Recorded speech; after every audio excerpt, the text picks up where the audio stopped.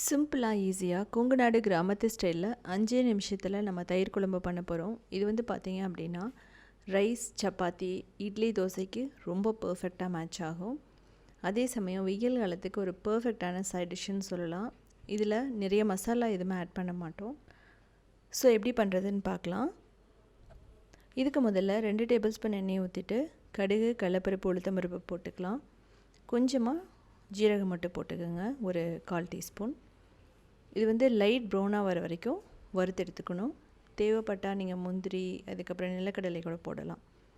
இப்போது பெருங்காயம், கறிவேப்பிலை, பச்சை மிளகாய், வரமிளகாய், பூண்டு, இஞ்சி, அதுக்கப்புறமா ஒரு வெங்காயம், தேவையான அளவு உப்பு போட்டுட்டு வெங்காயம் மட்டும் நல்லா வதங்குற அளவுக்கு நம்ம ஒரு மீடியம் ஃப்ளேமில் வச்சுட்டு வதக்கணும். இதில் வந்து நீங்கள் சின்ன வெங்காயம் தேவைப்பட்டாலும் போடலாம். தேவைப்பட்டால் வந்து பார்த்திங்கன்னா தக்காளி கூட நீங்கள் போட்டு பண்ணலாம், ரொம்பவே நல்லாயிருக்கும். இதுக்கு லைட்டாக அந்த பச்சை வாசனை போகணும் அந்த வெங்காயத்தோட.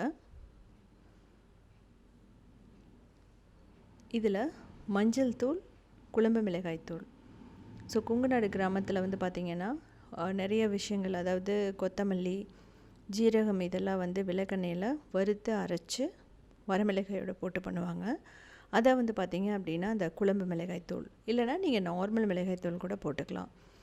அடுப்பை ஆஃப் பண்ணிவிட்டு 1 கப் தயிர் ஊற்றணும். அடுப்பை வந்து ஆனில் வச்சுட்டே பண்ணிங்கன்னா அந்த தயிர் வந்து திரிஞ்சிடும்.